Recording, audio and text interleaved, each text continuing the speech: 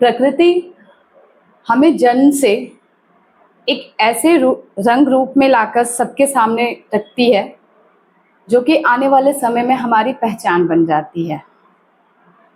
सुंदरता बेशक से आत्मनिर्भर आप कितने ढंग से सोच रहे हैं, क्या कर रहे हैं, इस पर निर्भर करता है। लेकिन कुछ पल हमारी जिंदगी के ऐसे होते हैं जहां हमें लगता है कि हमारा बाहरी व्यक्तित्व जो है वो किसी और अलग रंग रूप में निखर कर आए। उस वक्त हमें ज़रूरत पड़ती है किसी ऐसे परफेक्शनिस्ट की जो हमारी खूबसूरती को इस तरीके से निखार दे ताकि जब सामने वाले हमें देखें तो वो हमें देखते ही रह जाएं और वो जो हमारे यादगार पल हैं वो और भी सुंदर हो जाएं। खास हमारे आसपास आज हम अपने इस चैनल पे आपको मिलवाने जा रहे हैं हमारे इसी एक्सपर्ट से जिनका नाम है Kanika Kapoor. By profession makeup artist हैं जो कि आपके सुंदर पलों को और भी सुंदर और यादगार बनाती हैं। तो चलिए उन्हीं से जानते हैं उनकी स्ट्रगल, सक्सेस और इंस्पिरेशन की स्टोरी जो आने वाले। मैम, स्वागत है आपका हमारे चैनल पे। Thank you. आपकी जो स्टोरी है, आपकी जो जर्नी है वो इतनी इंस्पायरिंग लगी मुझे कि मुझे लगा कि खास हमारे आसपास के माध्यम से हम सबको दिखाएं, क्योंकि आजकल हर किसी के मन में ये सवाल है कि ब्यूटिशियन तो हैं लेकिन हम मेकअप आर्टिस्ट के पास क्यों जाएं। बहुत बड़ा सवाल है। काफी टाइम तक मुझे भी लगता था क्या होता है ये मेकअप आर्टिस्ट। तो सबसे पहले मैं आपकी जर्नी, आपके बारे में थोड़ा सा जानना चाहूंगी और सबको बताना चाहूंगी।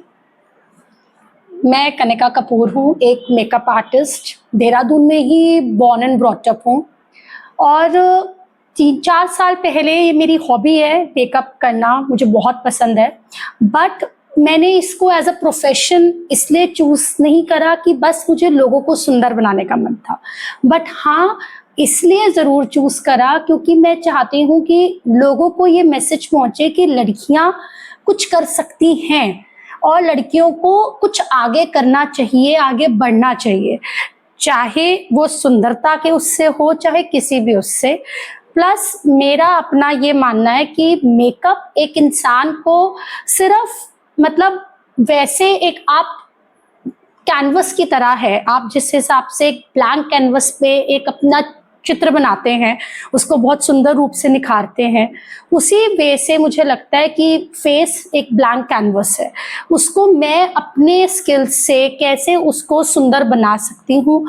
सुंदर तो सब महिलाएं हैं ही, बस उसको निखारना एक छोटी सी बात है बस। बिल्कुल मैम, आपने जो बात कही सच में एक जो सुंदरता का डेफिनेशन था, जो परिभाषा थी, उसे आपने अपने एक्सपीरियंस के साथ में हमें शेयर किया और इससे बहुत ही मतलब आप ये समझिए कि आज के बाद से जब हम ब्यूटिशियन, मेकअप आर्टिस्ट इन चीजों के बारे में बात करेंगे तो आपने जो हमें परिभाषा दी है इसे हम जरूर उस चीज में लागू करेंगे, क्योंकि आजकल एक चलन चली है कि जो सुंदर दिखता है वही सुंदर है। पर ऐसा नहीं है, देखो सुंदर तो सभी हैं, सब अपने वे से बहुत सुंदर हैं। हमारा काम सिर्फ इतना है कि हम आपकी सुंदरता को थोड़ा सा और निखारें और अपने स्किल्स से मैं सुंदरता को इस वे से निखारना पसंद करती हूँ कि बस जो इंसान की ब्यूटी है उसी को ही इन्हांस करना। ये मेरा मन नहीं है कोई सांवला है, कोई गोरा है, उसको और गोरा कर दो, नहीं, वो जैसा है उसके जो फीचर्स हैं मैं उन्हीं को ही कोशिश करके थोड़ा और इन्हांस करूं और वो उसी में ही अपने आप को कॉन्फिडेंट महसूस करे कि हाँ मैं अब चल रही हूँ, मैं बहुत कॉन्फिडेंट हूँ। क्योंकि एक हल्का सा लाइनर लगाने की टेक्निक या लिपस्टिक ही हमने एक उस वे से लगा ली, वही अपने अंदर बहुत बड़ा कॉन्फिडेंस ले आती है और हम एक अलग उससे चलते हैं कि हाँ मैं आज सुंदर लग रही हूँ। तो मैं आपको खास हमारे आसपास अपने चैनल के माध्यम से बता दूं कि मैम डायरेक्टली इनडायरेक्टली आपको कॉन्फिडेंट बनाती हैं, क्योंकि जब आप अंदर से तो सुंदर आप हो ही, आत्मविश्वास आप में भरा ही है, लेकिन जब मैम आपको सुंदर बनाती हैं तब आप और कॉन्फिडेंट हो जाते हो, अपने आप को सबके सामने उस ओकेजन के हिसाब से प्रेजेंट करने के लिए तैयार हो जाते हो। ऐसा कतई जरूरी नहीं है कि हर वक्त आप उसी तरीके से तैयार रहो, राइट। लेकिन जब कोई ओकेजन होता है, मे बी शादी है, मे बी पार्टी में आप जा रहे हो, कोई आपका सबसे बेस्ट मोमेंट है, उस वक्त आपको जरूरी हो जाता है आप घर के कपड़ों में उठ के या नॉर्मल आपने पाउडर लगा लिया और चकाचौंध की उस दुनिया में आप खड़े हो जाओ, तो आपकी पर्सनैलिटी उस तरीके से निखर के नहीं आएगी। लेकिन जब आप तैयार होकर आते हैं, जैसे कि मैम ऑलरेडी बहुतों की जिंदगी में आपने सुधार ला रखा है। मैंने देखा आपका इंस्टाग्राम आईडी पे मैम के बहुत सारे वीडियोस हैं जो कि आप टेस्टिमोनियल तौर पे देख सकते हैं। तो वहां पे आपने देखा है कि जो समय के हिसाब से, समय हर चीज मांगता है, जो वक्त की नजाकत है वो हर एक चीज मांगती है, मैम उन्हीं को पूरा करती है। ओके मैम, अगला सवाल हमारा आपसे ये है कि एज अ मेकअप आर्टिस्ट क्या डिफरेंट है एज अ ब्यूटिशियन और मेकअप आर्टिस्ट में, आप डिफरेंस हमें बताइए। बहुत बड़ा ये क्वेश्चन है, उलझन है, लोगों को पता ही नहीं है कि एग्जैक्टली क्या है। आप हमें अपने प्रोफेशन के हिसाब से बताइए। जो ब्यूटिशियन है वो सारे काम करेंगी, मतलब आपकी वैक्सिंग हो गई, आपकी थ्रेडिंग हो गई, आपका फेशियल हो गया, वो सब कुछ आएगा उस चीज़ में, इस इंडस्ट्री में। बट मेकअप आर्टिस्ट में एक यही टर्म आ जाता है मेकअप, वो सिर्फ आपका मेकअप ही करेंगे। उसमें सिर्फ ये है कि आपको मेकअप के वे से, आपको उस वे से हम सुंदर बना रहे हैं। बाकी जो ब्यूटी सर्विसेज हैं वो उसमें आपका वैक्सिंग, फेशियल, हर चीज़ उसके अंदर शामिल हो जाती है। ओके मतलब अगर देखा जाए तो आम जिंदगी में अगर आपको रिलैक्स होने के लिए ब्यूटिशियन की रिक्वायरमेंट होती है, पार्लर जाने की रिक्वायरमेंट होती है, तो आप वहाँ करवा सकते, कोई प्रॉब्लम नहीं है। यहाँ पे हम डिफरेंशिएट नहीं क्रिएट कर रहे हैं, यहाँ पे हम आपको बता रहे हैं कि कब कौन सी चीज की जरूरत है। आपके घर में कोई नॉर्मल फंक्शन है, you can go for parlour, okay. लेकिन अगर शादी है, एंगेजमेंट है, वहां पे आपको लगता है क्योंकि जो लाइटिंग्स हैं उसमें आप उभर कर देखो, तो वहां पे आपको रिक्वायरमेंट मैम की पड़ेगी, वहां पे रिक्वायरमेंट होगा एज अ मेकअप आर्टिस्ट, आप किसी के व्यक्तित्व को उस हिसाब से क्रिएट करो, राइट मैम जी। ओके मैम, अगला हमारा सवाल आपसे ये है कि आपकी जो जर्नी रही उसमें आपने क्या स्ट्रगल फेस किया, क्योंकि किसी की भी जो स्ट्रगल जर्नी है, जब कोई सक्सेस हो जाता है तब हर कोई उससे पूछने आता है कि भाई आप यहाँ तक कैसे पहुंच गए। लेकिन लाइफ के एक मुकाम पे जब वो इंसान रहता है तो कई बार टूटता है, बिखरता है, बहुत सारे सर्कमस्टांसेस ऐसे होते जो उसे रोकते हैं। तो आपकी लाइफ का इंसिडेंट आप हमें कुछ शेयर करिए ताकि लोग मोटिवेट हो सके। बहुत सारी महिलाएं हैं जो बिखर गई हैं, उन्हें कोई बताने वाला नहीं है कि नहीं भाई उठो, खड़े हो, सबके पास प्रॉब्लम्स हैं। आपकी जो जर्नी है वो उन्हें सिखाएगी। पहले तो मैं सबको ये बोलना चाहूंगी, सब महिलाओं को मेरी तरफ से ये है कि सच्ची में आप लोग उठो, अपने पैरों पे खड़े हो, क्योंकि जब एक औरत अपने पैरों पे खड़ी होती है तब दुनिया भी उसे अलग नजरिए से देखती है।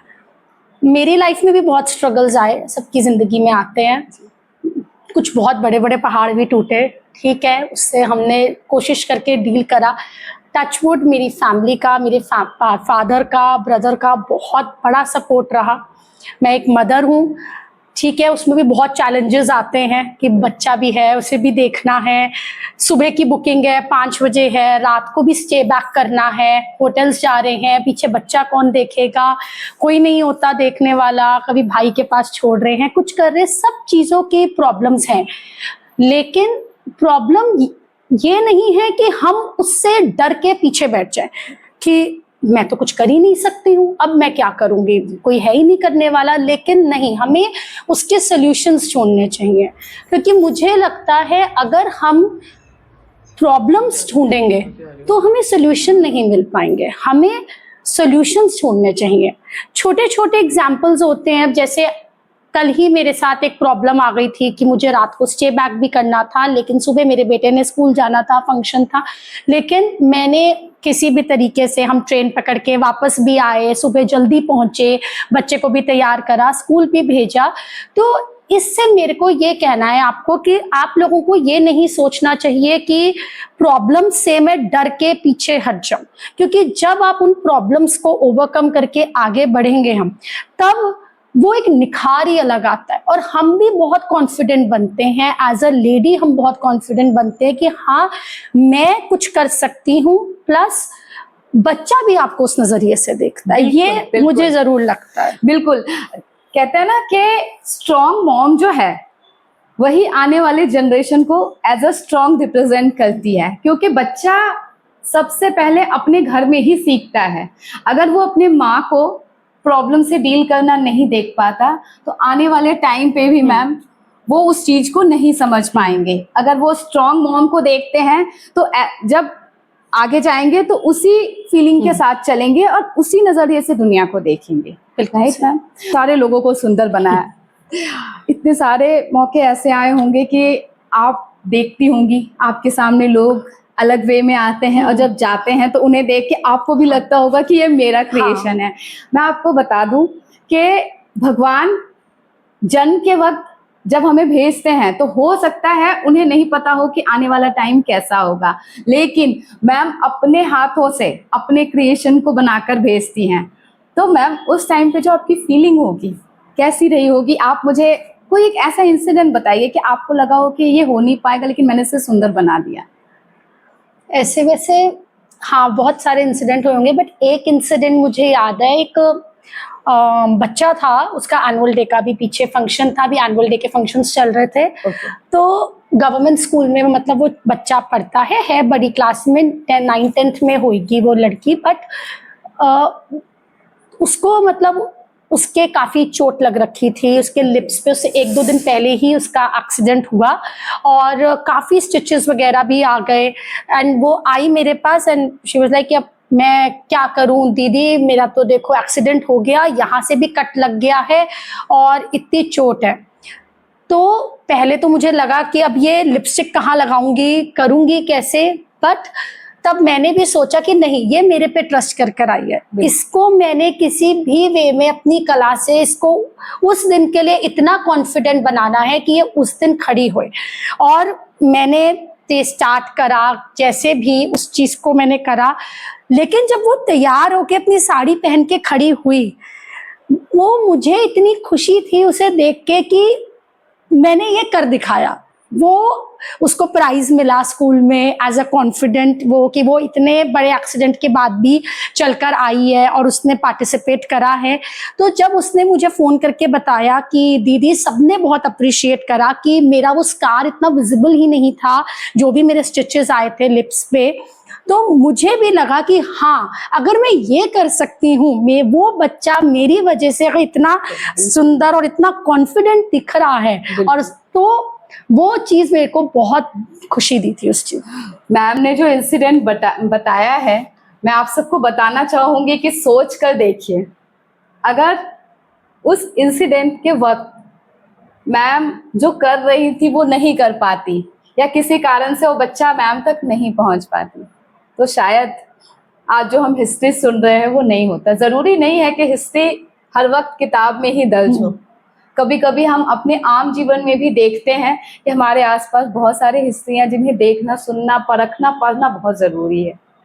मैम, आपसे मेरा जो अगला सवाल है वो ये है कि जब आपके पास क्लाइंट्स आते हैं, जो फीमेल्स आती हैं, उनकी स्किन टोन जो होते हैं, तो आप कैसे एनालाइज करते हो कि इसके पे मतलब मुझे कौन सा करना है, क्या देखना है? ये बड़ा टेक्निकल सवाल है।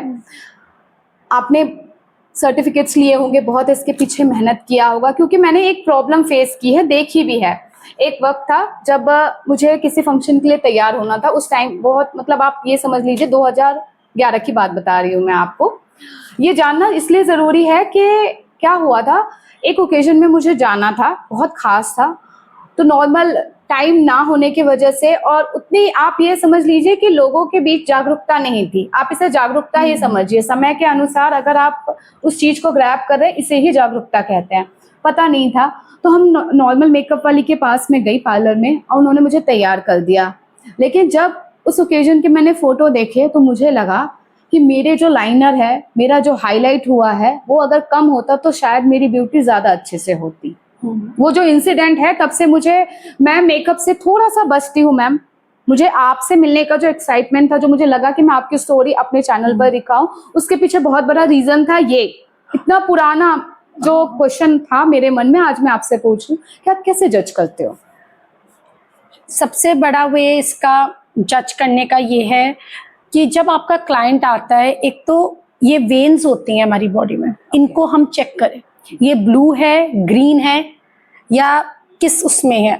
तो इससे हमें इंसान के वार्म और कूल टोन्स का, अंडरटोन्स का पता चलता है। जब हमें अंडरटोन्स पता चलते हैं तब हम करेक्ट फाउंडेशन दे पाते हैं। फिर उसके बाद सेकंड टेक्निक टेस्टिंग की ये है कि कुछ लोग हम जब कहीं पे स्टोर पे खरीदने जाते हैं तो हम क्या करते हैं, फाउंडेशन यहाँ स्वॉच करते हैं, बट यहाँ नहीं करना चाहिए, क्योंकि यहाँ हमारी बॉडी एक्सपोज होती है और ये सबसे ज़्यादा टैन होता है एरिया। इसमें और यहाँ पे बहुत फ़र्क होता है, क्योंकि मेकअप तो हमने यहाँ करना है, यहाँ पे तो करना ही नहीं। तो हमें स्वॉच भी हम यहाँ करके देखते हैं टेस्टिंग, कि क्या ये मेरा फाउंडेशन मेरी स्किन टोन से मैच कर रहा है।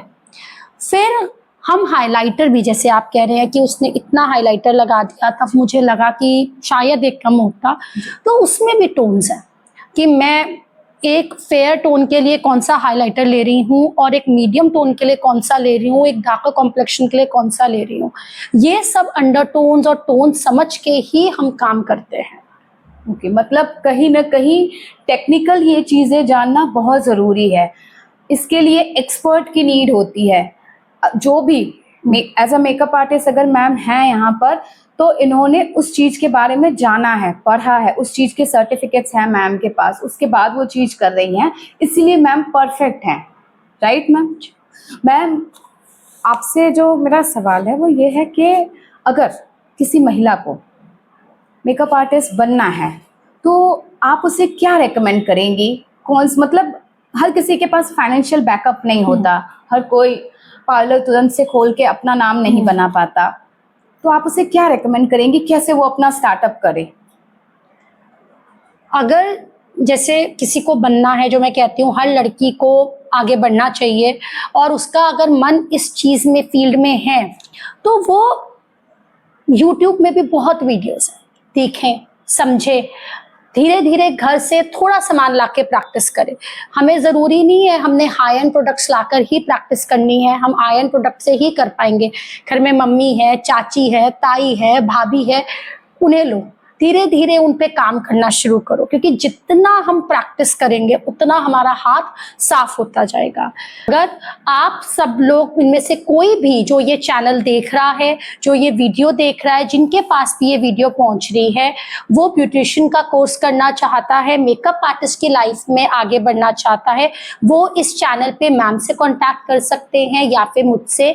आपको पूरी सहायता करी जाएगी, आपको इस चैनल के माध्यम से सारे कॉन्टैक्ट्स मिल जाएंगे कि कैसे आप इस इंडस्ट्री में आगे बढ़ सकते हैं। मैम, सोशल मीडिया आपके बिजनेस में किस रूप में हेल्प कर रहा है? हमसे आप सोशल मीडिया के थ्रू कर रहे हो, और आपकी वीडियो देखने के बाद लोग कैसे उस चीज को आगे कर पाएंगे और इम्प्रूव अपने बिजनेस को कर पाएंगे, वो आप हमें बताइए। सोशल मीडिया का आज की डेट में बहुत बड़ा रोल है, जिसकी तो कोई दो राय नहीं है। बाकी आप कंसिस्टेंट रहिए, जितना पोस्ट आप डाल सकते हैं उतनी शेयरिंग करिए। ये मैंने अपने तजुर्बे से सीखा कि हमें ये नहीं होना चाहिए आज एक मेकअप मैंने करा तो मैं अब उसके बाद, हो सकता है अगला मेकअप अब सीजन के टाइम पे मुझे 2 महीने बाद मिले, 1 महीने बाद मिले, 15 दिन बाद मिले, लेकिन हमें कंसिस्टेंसी बना के रखनी चाहिए, चाहे वो कोई भी फील्ड है। Consistency is the key. हम जितना पब्लिक के सामने अपने आप को शो करेंगे, हम जितना आएंगे उतना हमारा पेज बूस्टअप आता है, उतना हमारे को सोशल मीडिया देखता है। और हम जितना अपना काम शेयर करेंगे, चाहे वो कोई भी काम है, हम जितना उसे दिखाएंगे उतना ही लोगों को भी पता चलता है हम क्या कर रहे हैं आजकल। जी। मैं आपको बताना चाहूंगी कि कोई भी बिजनेस आजकल जिस हिसाब से, जिस माहौल में हम रह रहे हैं, अगर आप ऑनलाइन नहीं हैं तो आप मान कर चलिए कि आने वाला जो टाइम है वहाँ पर आप जहाँ हैं वहीं रुक जाएंगे। अगर कि आने वाले समय में अगर आपको मौका मिले किसी सेलिब्रिटी का मेकअप करने का, तो आप किसे चूज करना चाहेंगी, किनके साथ, मतलब आपका एम है कि हाँ मुझे करना है, वो एक नाम आप हम सबको बताइए। वैसे तो सारे स्टार्स बहुत सुंदर और बहुत अच्छे, बट अगर मुझे मौका मिले कभी किसी एक सेलिब्रिटी का मेकअप करने का, तो I would choose Vidya Balan. I really admire her a lot. The bold movies, वो जो एक मतलब करती हैं जिसमें मैसेज होता है, प्लस सोसाइटी के उससे लेके उसमें काम करने का मेरा मन है। प्लस उनके जो फीचर्स हैं, the eye area that she has, तो जब मैं उन्हें इमेजिन करती हूँ तो it's like a blank canvas कि मैं इसमें क्या क्या क्रिएट कर सकती हूँ। दो स्मोकी आईज अगर मैं इमेजिन करूँ, उनकी ब्राउज को कैसे वो लिफ्टेड, उनको और शार्प कैसे बनाया जाए, द लिप एरिया जैसे उनका एक है तो उसमें कैसे, मतलब इफ़ आई इमेजिन तो I can do lot enhancements on that. मेरा बहुत मन है कि मैं विद्या बालन जी के साथ। हमारे चैनल के माध्यम से अगर ये बात विद्या मैम तक पहुंचती है तो हो सकता है कि मुझे लगेगा मैंने जो ये चैनल सोचकर बनाया था कि लोगों की बात, लोगों की इंस्पिरेशन, लोगों के सपने सब तक पहुंचा पाऊं, उसमें हम कामयाब हो जाएंगे। मैम, एक आखिरी सवाल आपसे। आज से 10 साल के बाद आप अपने बिजनेस को कहाँ देखते हो? आज से 10 साल के बाद मैं अपने बिजनेस को उस मुकाम पे देखती हूँ जहाँ मेरे जैसी लड़कियाँ जो कि किसी टाइम पे बहुत निराश होकर टूट गई थी, वो मेरे जैसी लड़कियाँ आज बहुत आगे बढ़े, मैं उनका सपोर्ट करके उन्हें बहुत आगे बढ़ा सकूँ। और लोगों को ये जो एक छोटा सा मैंने अपना एक सेटअप स्टार्ट करा, इसको मैं और अच्छा बड़ा बना के और लड़कियों को खूबसूरत कॉन्फिडेंट बनाने में अपना पूरा योगदान दे सकूं और वो सब लड़कियां आत्मनिर्भर होकर आगे निकलें। मेरी ये एक वो है। इस चैनल के माध्यम से मैं यही बताना चाहूँगी कि मैं चाहती हूँ कि जिसने भी अपनी लाइफ में आगे बढ़ना है वो आए, मैं उन्हें पूरा योगदान दूंगी, पूरा सपोर्ट करूंगी, वो आगे बढ़ें। और आपने सुंदर लगने का मन है तो भी आप आए, आपको हम अच्छा बनाने की पूरी कोशिश करेंगे, सुंदर बनाने की। और मैम को मैं धन्यवाद कहना चाहूँगी कि मैम ने अपना इतना कीमती समय, क्योंकि मैम का जो टाइम शेड्यूल होता है वो कहीं ना कहीं सब तैयार होते हैं कि मैम उन्हें तैयार कर दें, लेकिन इतने कीमती शेड्यूल में भी मैम ने हमारे चैनल के लिए, हमारे लिए, आप सबके लिए अपनी जर्नी बताने के लिए जो टाइम हमें दिया, उसके लिए शायद धन्यवाद छोटा शब्द है, क्योंकि समय निकालना बहुत मुश्किल का काम है। मैम, आपको हमारे चैनल, खास हमारे आसपास, इस पर आकर कैसा लगा, मैं आपसे 2 शब्द जानना चाहूँगी। मुझे बहुत अच्छा लगा। मुझे आपकी ये शुरुआत, आपकी ये कोशिश मुझे बहुत अच्छी लगी, जिससे मुझे लगता है ये चैनल सब लोगों को अपने पैरों पे खड़ा होने का, एक आत्मनिर्भर बनने का बहुत बड़ा ज़रिया है। यही एक माध्यम है कि जो लोगों को बताएगा कि हाँ, हर लड़की को आगे बढ़ना है, डरना नहीं है और आत्मनिर्भर होके, कॉन्फिडेंट होके आगे चलना है। ये चैनल एक बहुत बड़ा सपोर्ट सिस्टम है सब महिलाओं के लिए, सब यूथ के लिए। Thank you so much ma'am कि आपने इतनी बड़ी बात कही हमारे लिए। ये बहुत, आपने जो भी बातें कही है इसे हम कंसीडर करेंगे, इसी के ऊपर काम करेंगे। जो हमने शुरुआत करी थी यही सोच कर करी थी। उम्मीद है कि लोगों को जो हम देना चाह रहे थे वो चीज़ चैनल के माध्यम से दे पाएं, और इसके माध्यम से जब लोग कोशिश करेंगे तो कहीं ना कहीं ये हम सबके लिए एक, आप कह लीजिए कि सोसाइटी में चेन मेकर का काम करेगा। तो बस कोशिश हम सबकी ऐसे ही सफल हो। और हमने जो सोचा है वो अपने मुकाम तक पहुंचे। इसी के साथ मैं आप सभी को अलविदा कहना चाहूँगी। धन्यवाद। मिलते हैं एक और नई स्टोरी के साथ, एक और नई जर्नी के साथ। Thank you.